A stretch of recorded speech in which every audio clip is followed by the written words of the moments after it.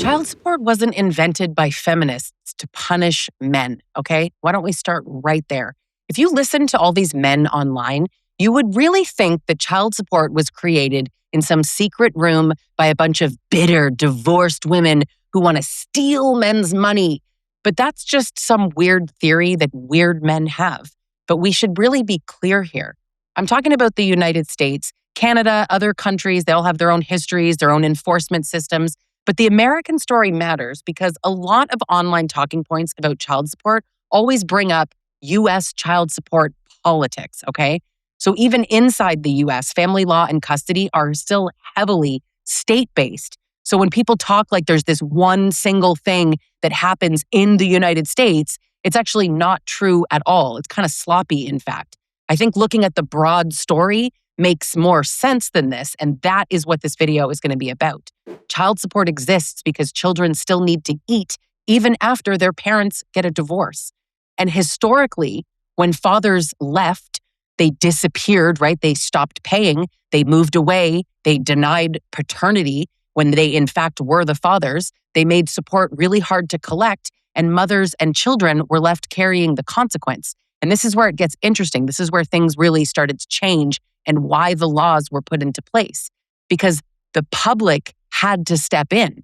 The town, the parish, the state, whatever, right? The welfare system, taxpayers had to step in and compensate for what fathers were failing to do. So the government eventually said, in very plain terms, why are we paying for children who have fathers that should be contributing? We could just make the fathers contribute to their own children. And that is one of the oldest roots of child support that everybody likes to ignore, right? You want to say that it's, female revenge or feminism, or say that women just love free money, but that's actually not what was happening. And I know that a video like this is going to bring a lot of hate because facts are difficult for a lot of men. But what I want this to be is in service of people, any people who are interested in where child support came from, why the system exists as it does now, because it also receives a lot of criticism, right? If it's 50-50, there should be none. If it's this, there should that, all these different opinions. But people act like, the states just said, oh, you know what? How can we enrich single moms? You mean the states, meaning the governors, the lawmakers of which are male. You think they all woke up one day and just decided to help single moms, right? The state actually looked at abandoned children, impoverished households. They looked at public assistance costs, and they looked at fathers who were just not reliably paying.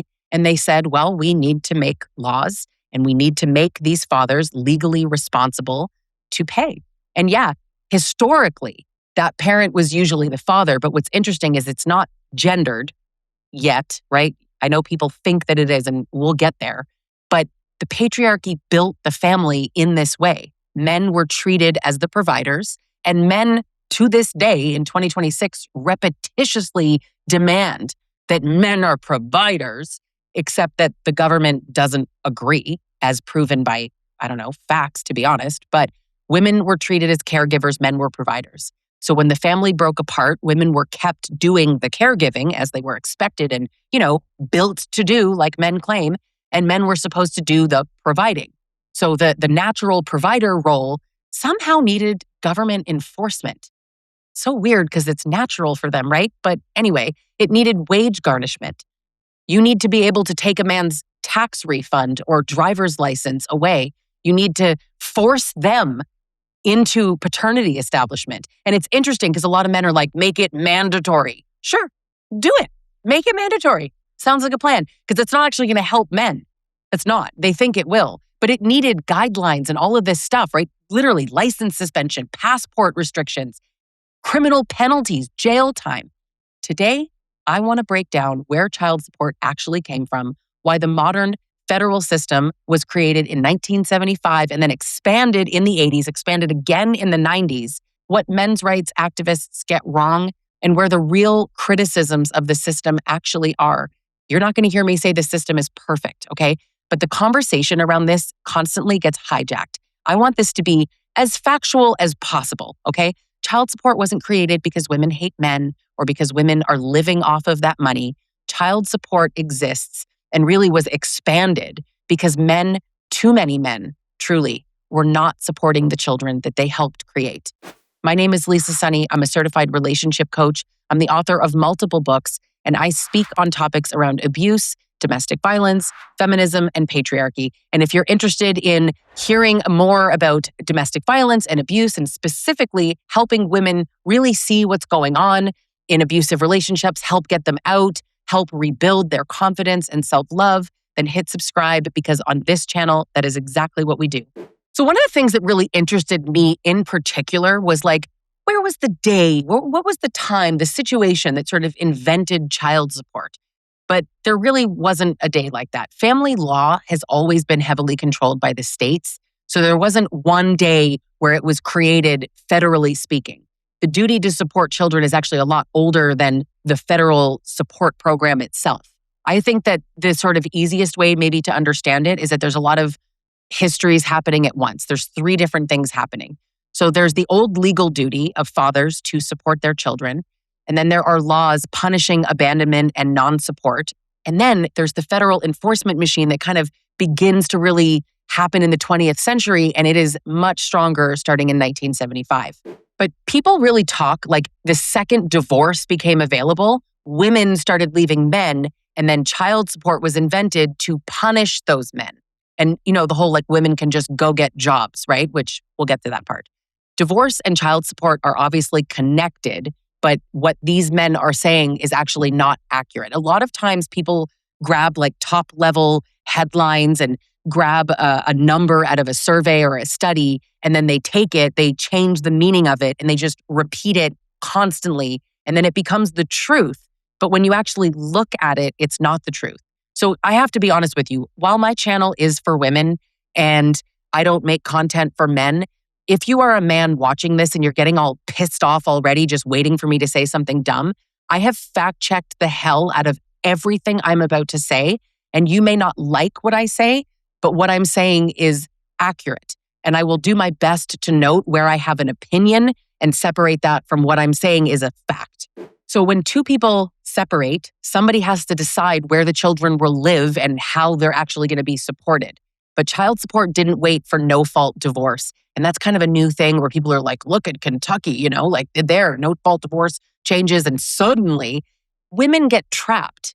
It's not that like, oh, suddenly women don't get the payout anymore. Women are trapped and they don't see it that way, which is difficult because if you're a man who is a misogynist, which not all men are, but too many are, you'll only see it through the lens you're looking at it. And I just really encourage people to step back and open yourself up to a different perspective. I know that it's hard when you just believe this one thing for so long, but education is growth, okay? You're going to learn something. American law had been forcing fathers to contribute to their children, especially children born outside of marriage, okay, for centuries, forever. The modern federal system is a lot newer, but the underlying issues not new at all, okay? The parent has responsibility because all children have needs. And when the mother is left with the entire bill and can't afford it, it doesn't just mean hand the kid to dad because dads historically have not wanted to do that role. So then what happened is the public foots the bill, which is interesting because men are still paying the bill in just different ways. But it shouldn't be the public. And I think we can all agree that it shouldn't be taxpayers funding single moms because dads aren't paying, right? We don't want that either. But there's roots of child support, and it kind of sucks because it was really about money. Like it was constantly about money. American colonies inherited English poor law traditions. And that's where it all started. So under those systems, a local parish, town, whatever could be responsible for impoverished residents. So take an unmarried woman, she has a baby, and the financial question becomes pretty immediately obvious, right? Who the hell is going to support this baby? Because the child was a bastard, right? So the proceeding itself was called a bastardly proceeding.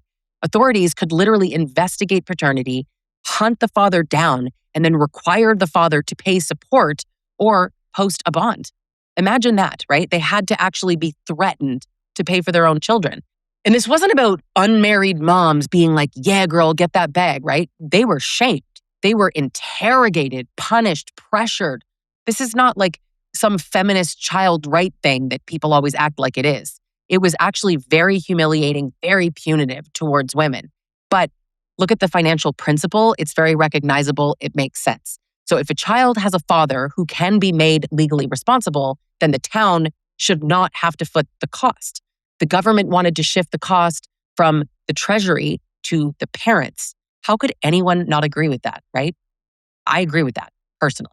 The father who is not living with or supporting the child should absolutely be financially supporting the child since they're barely, if at all, even in their lives. But we're talking about a long time ago, okay? Well, patriarchy kind of created a little bargain because this is where gender history really kind of comes in and matters quite a bit. So if you look at things like under old legal traditions, right, like coverture, a married woman's independent legal identity, completely restricted. Access to property, credit, professional education, economic independence. It was very uneven, right? We're being kind. It was very uneven over the 19th and 20th centuries. Men had authority. They controlled the property, the earnings, everything was in their name. Women were basically doing all of the care. So patriarchy created a bargain. Father as provider, mother as caregiver. So when father left and disappeared or refused support, the unpaid caregiving stays with mom. Because where else would it go? The children are still there. The children stayed with her. He left the children with her willfully. And honestly, if you deny that, you are just disingenuous because that is unequivocally what used to be happening. And I understand things have changed. I get it. But the history matters in terms of where we are now. So stick with me. When the kids stay home from school, they're with her. The school needs something, they're calling mom. The cost of raising children doesn't go away because a man went away, because dad's not in the life anymore, right? So men are in this provider role. That makes sense where they wanted to be. And the law had to turn the mythology of provider into something that was enforceable. We can't skip that part. Gender roles did not give men authority only. It gave them obligations, right? You can't just have, I make the money, and then be like, but you can't touch it. Wait, what? So then let women make their own money. And I know that's the point men are going to say, well, we're there now. Kind of, hold on. But I think a lot of men just love the patriarchy right up until the point that it costs them something. Then you hate it. Although most men won't identify what they hate as the patriarchy, they call it women.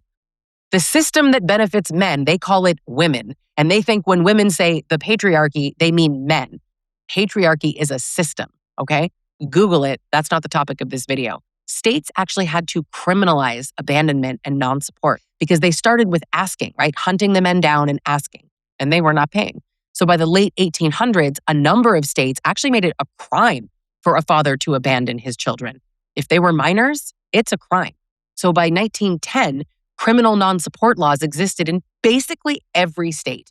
But, so you make these laws and you say you owe money. Okay, but they didn't pay. So there was no enforcement. The legal principle was there and there was no enforcement. So ultimately, a father could just leave the state. Easy peasy, right? And then the mother, the child, the public, whatever, had to absorb everything. All he had to do was leave because then they couldn't find him because we didn't have all the systems that we have now. Mothers generally remained with their kids.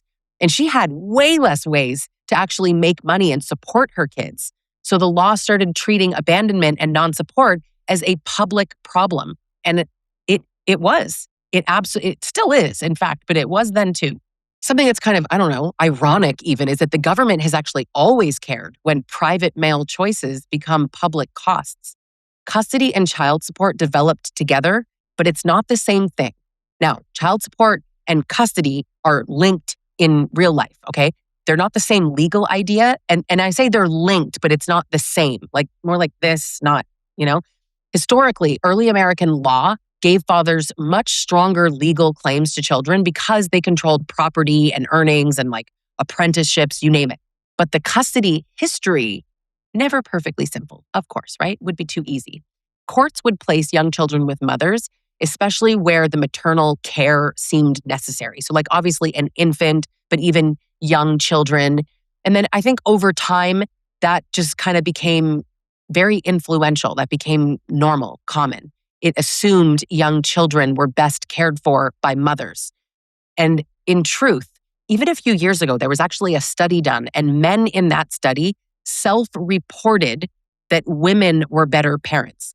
I'm not saying women are better parents. I'm saying men said that women were better parents. Not all men, relax, but plenty of men, the majority of men stated openly that women are better. And I think that it's a really interesting point because so many men talk about, I'm the provider, you do the house stuff, you do the child stuff, I do the providing, until you get divorced, right? And then suddenly it's not fair and it should be 50-50 and dad's rights matter, right? Stick with that whole story because most people don't think that I would ever say this, and I don't know why you would ever think this because it seems obvious to me, but dads matter. You're not going to hear any disagreement from me that I think that dads should be involved in their children's lives. I think that parents who stay together, assuming there's no abuse, best decision if everybody's happy. I don't think unhappy people should stay together, but I think that even when people get divorced, that dad should stay in their kids' lives. I think that's actually incredibly important, but not if you're abusive. And to be fair, you don't get to decide if you're abusive. She gets to decide. And the same way that if a man is accusing a woman of abuse, if he is genuinely being abused, she can't just say, well, no, you're not. The victim gets to decide. But if they can't agree, the courts have to step in. It's really that simple. So by the mid-20th century, maternal custody was the most common thing, especially where the father was the breadwinner and the women had done most of the daily childcare, or all. Yeah, that's patriarchal in both directions. So women were treated as naturally suited to care. It's their thing. That's what they are. It's just naturally their space in life. And men were treated as naturally suited to earning. So then courts then produced a family structure that was already demanded inside the marriage. All they said was keep going. That's all that happened. So 1960s, 70s, states really kind of stayed away from the sex-based custody rules towards the gender-neutral best interests of the child standard. But that doesn't automatically create 50-50 parenting. Now, take a country like Canada, it's 50-50 default across the board. And you could argue it should be that way in the US. Actually, I'm not opposed to that either. I'm just saying that that's not the way it currently is because the people that American citizens keep voting for don't change the laws. Simply put, that's probably oversimplified, but that's what it is. So now it means that the courts are supposed to formally examine the children's actual circumstances rather than just simply declaring mothers naturally better. And I know that men will say, well, that's not what's happening. So it is actually what's happening. And in the vast majority of cases, there's tons of studies that will show you that the biggest issue with men and not having custody is that they don't ask for it. You can't ask for it in a Facebook comment section or in a Facebook group or some men's rights activists post. You have to actually go. And I know the next thing is, well, men shouldn't have to do that. Moms shouldn't have to fight to keep their kids safe from abusive men either. So in those cases, somebody's lying and the courts have to figure out who. And if dads don't go, in fact, it's kind of ironic because one thing I always want to say is imagine the success that men could have if they would just go to court. If they would just stop saying, well, we're going to lose anyway, knowing that you actually win when you go.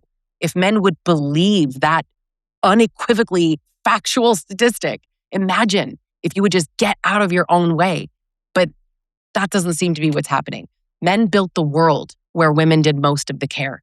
That's what happened. The courts noticed that women were doing most of the care. So the federal government got involved because of welfare costs. Social Security Act of 1935 created the Aid to Dependent Children, later known as the Aid to Families with Dependent Children, or AFDC. Now, that program supported children in homes without a breadwinning parent, okay? We can go on and on. 1950, Congress required state welfare agencies to actually look at law enforcement when a child receiving assistance had been abandoned or deserted. So laws keep getting tighter. Mothers are asking for aid.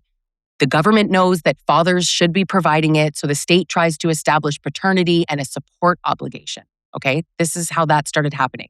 It wasn't just single mothers deserve money. It was more like, why are the taxpayers paying this bill when the child has a father? That just mimicked what was happening 100 years ago. kind of proving that even with the laws, men still weren't stepping up. Weird for a natural provider. Now, 1975 is when it gets really freaking interesting because this is the Title IV that everybody talks about. So let's talk about it. Modern federal child support enforcement, 1975.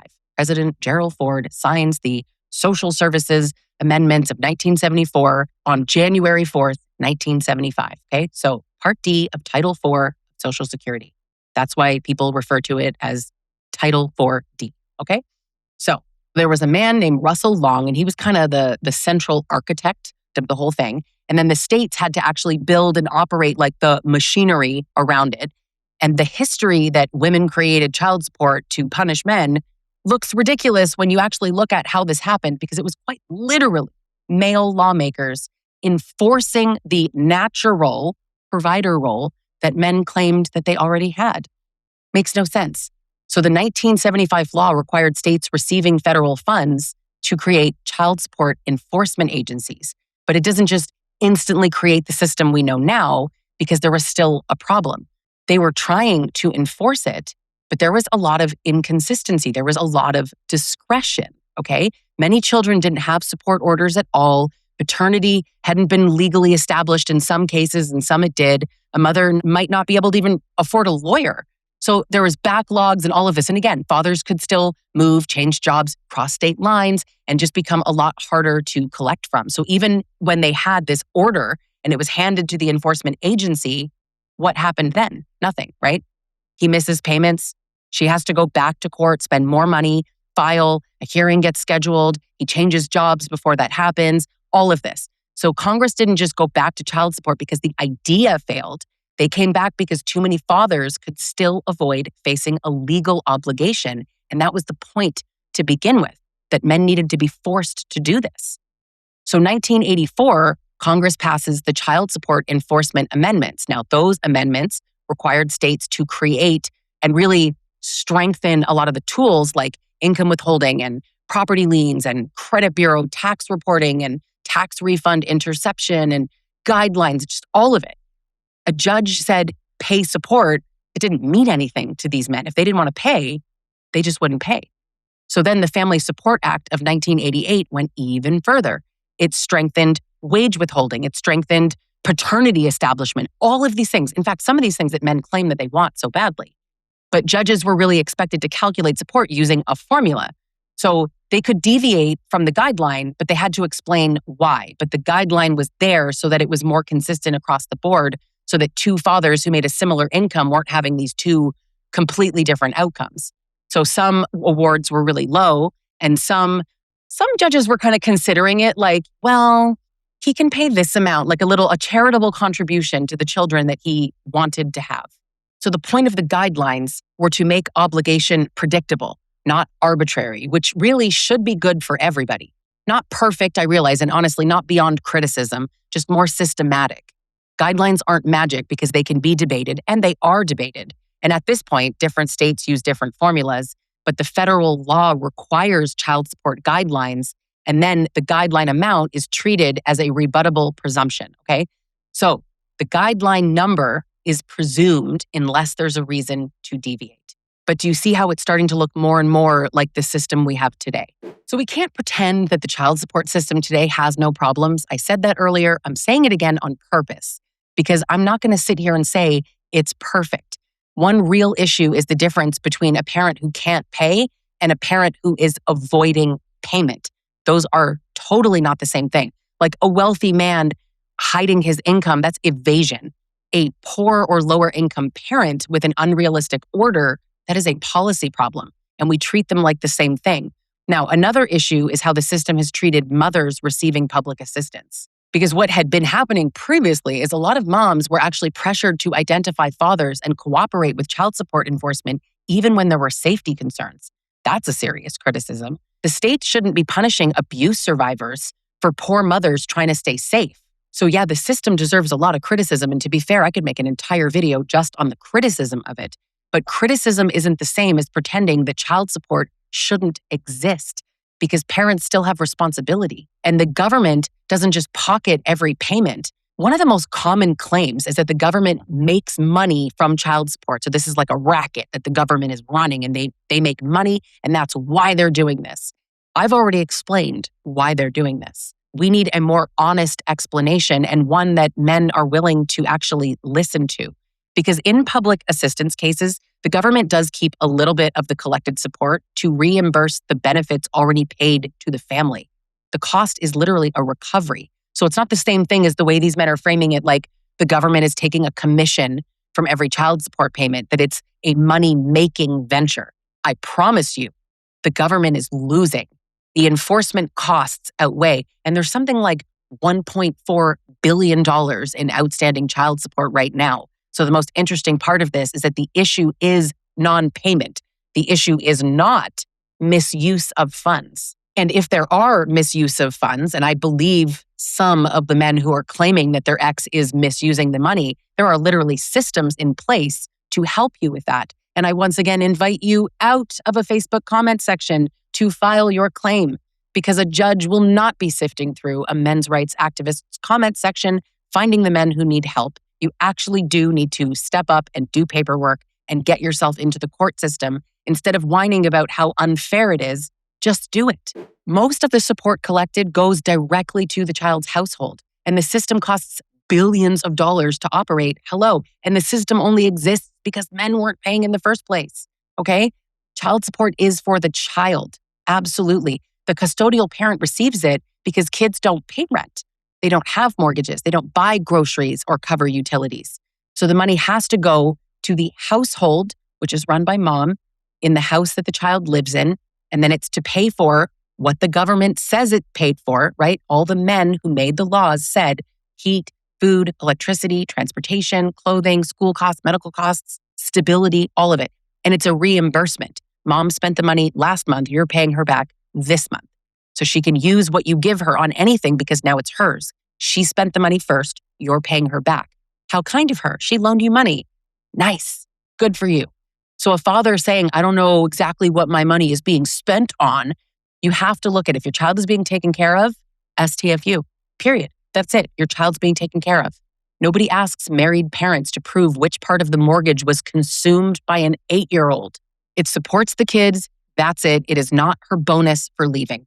I know that some of you are going to need me to say this. Are there some women, a handful of women, a small percentage of women that are totally misusing it and using it to live off of? I'm sure. Of course there are.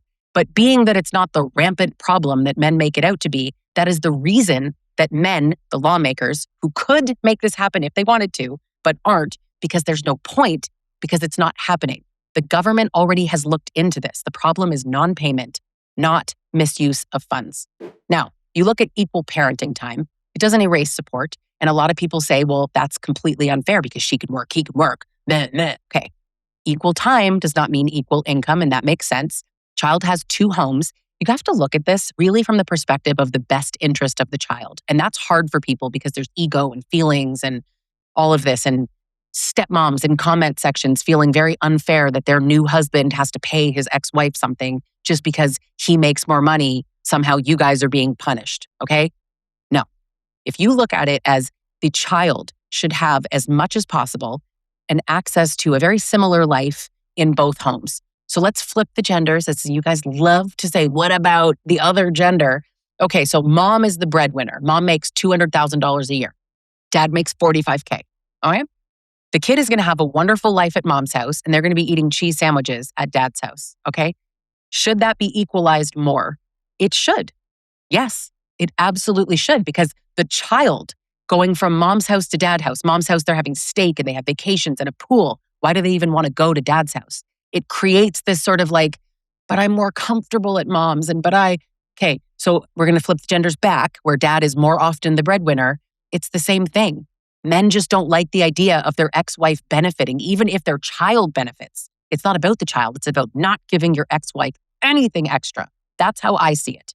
That is my opinion, okay? So states calculate this a little bit differently and formulas can be debated. I don't want to get into everything specific. And again, state by state, it's different. But 50-50 just means no child support. It wouldn't work. Like equal time on paper doesn't always mean equal care. One parent might still do more than the other and like get the school clothes and appointments and sick days and all the things. But parenting time is supposed to be about the child's needs. It's not your coupon to have less child support. You can't purchase your children. The idea that so many men are like, if you can't fully afford your children, then you should just give it to dad. Dads are constantly saying that they can't afford child support payments. How can they afford their whole children? What do you mean? It doesn't make any sense. It doesn't make any sense, guys. You gotta use your brains, okay? Say things that make more sense. We can have a conversation about things that make sense. Child support and parenting time are kept separate for a reason. There can be real problems with parenting time enforcement, right? You can't force a dad or a mom to see their kids when they don't want to. But just because a parent isn't stepping up with their time, that doesn't mean that kids stop needing food. They still need to eat.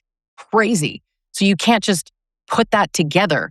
You can't just withhold the child's support. Now, the state will garnish your wages, but they can't garnish your time and give it to your child. So both issues matter, but the reason that they're separate is what I just said. And honestly, if you can't understand it based on what I said, if it's still like, yeah, but you don't want to understand it because it's actually extremely clear. Now, this whole custody myth, it's based on a lot of sloppy claims because this whole thing of they always lose. No. So most cases don't actually end in a trial. So judges are not the ones that are choosing in most cases, like vast majority. I've seen 80 and up percent. I've seen different studies, but more than 80%, which means in less than 20%, it might be a judge making the decision. In over 80% of cases, it's two parents agreeing. And I'm going to refer you back to if men just believe, well, I'm going to lose anyway.